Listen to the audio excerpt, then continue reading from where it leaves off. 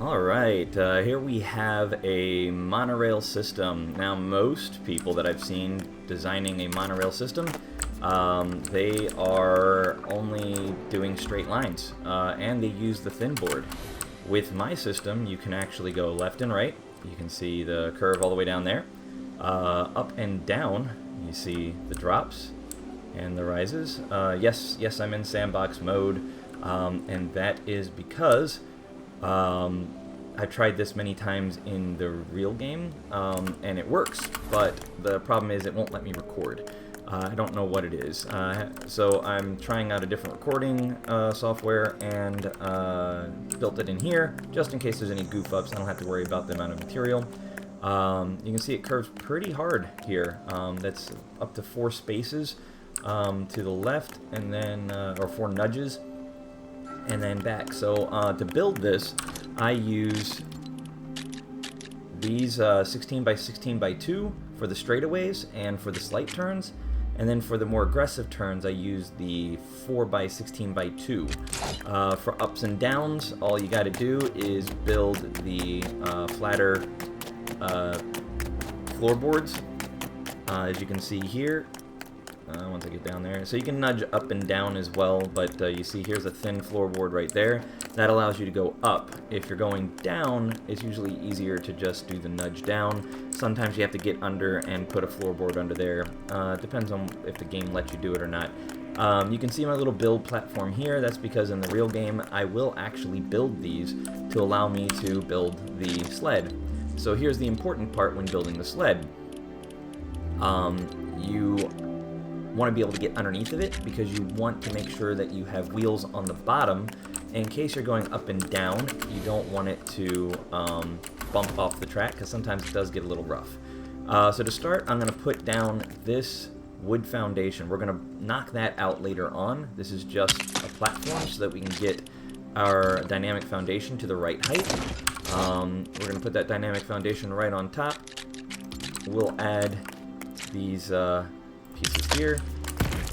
You'll see it tilt. That's a good sign. If it tilts, that means it's not attached to that board. Sometimes the game will goof up and give you a little attachment on there. So when you go to break away the board, the whole thing falls apart. I'll add the wheel in. I typically put it about 5 nudges in. That's just because I want to make sure that I have a small platform to jump onto. And I want to know that I have a count so that they're even. You'll notice if I go to walk over this, sometimes there's a little bit of space that, yep, see that little space? And you can see it's interacting with the wheel. So in the game, when you jump on here, sometimes it'll prevent you from jumping on because that wheel's in the way. So we'll put the same thing on the other side. 1, 2, 3, 4, 5, and of course I'm standing in the way.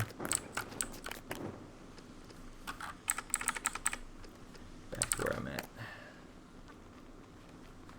1, 2, 3, 4, 5. Sometimes the nudges are up, sometimes they're back. And if it gets a little confusing because sometimes it stays, you just exit out and go back in. 1, 1, 2, 3, 4, 5. There. Alright. Can count. Alright, so there's another fun thing is sometimes when I'm building, if I build the wheels first instead of building these, you'll watch the wheels pop off. I guess I forgot about that, so we'll go ahead and put the wheels back on. You see those little side pieces are now on there. This is to make it wider than the track, because if you don't, then you won't be able to put your wheels on the side to help guide you around those turns. And put that back on. 1, 2, 3, 4, 5. There we go. And I don't care about the materials because we're in sandbox.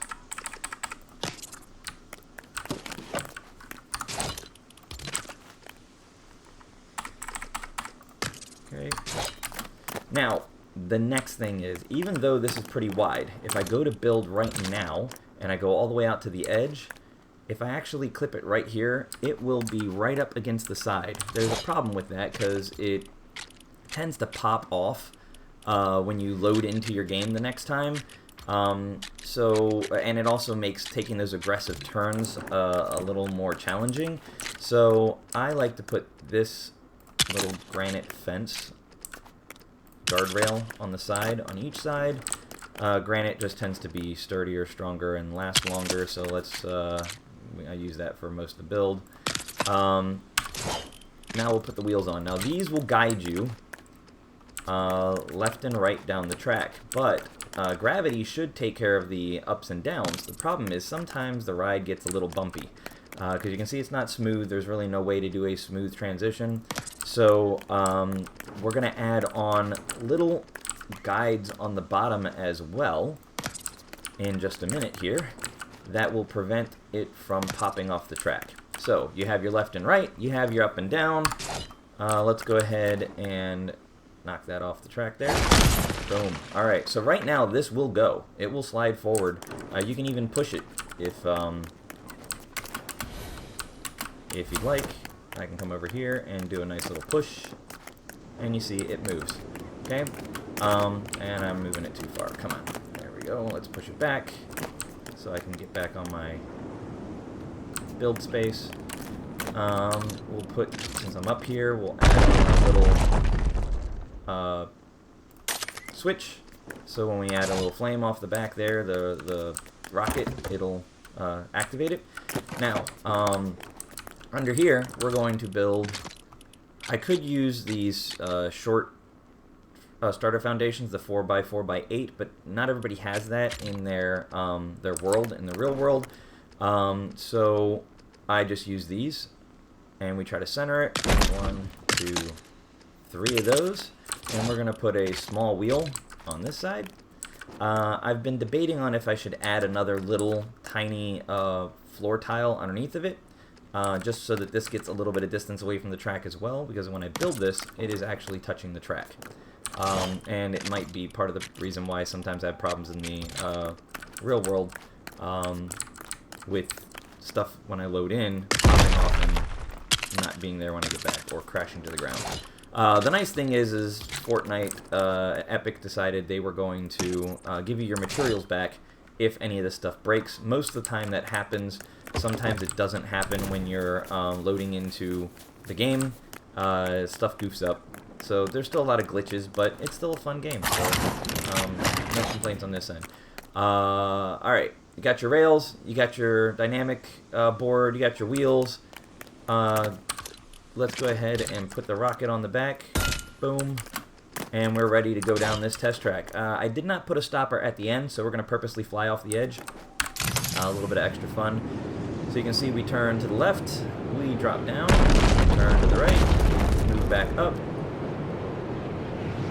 Still going.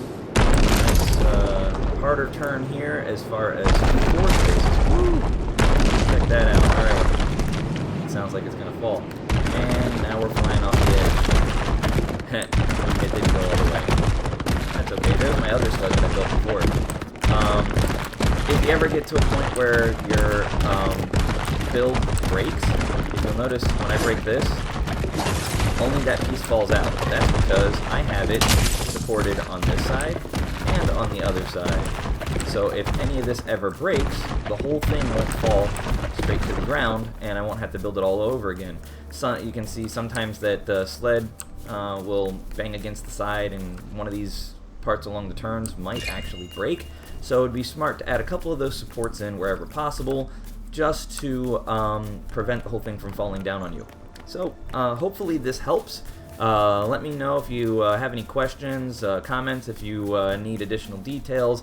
I'd be happy to show you guys how I actually did the build of the monorail system itself.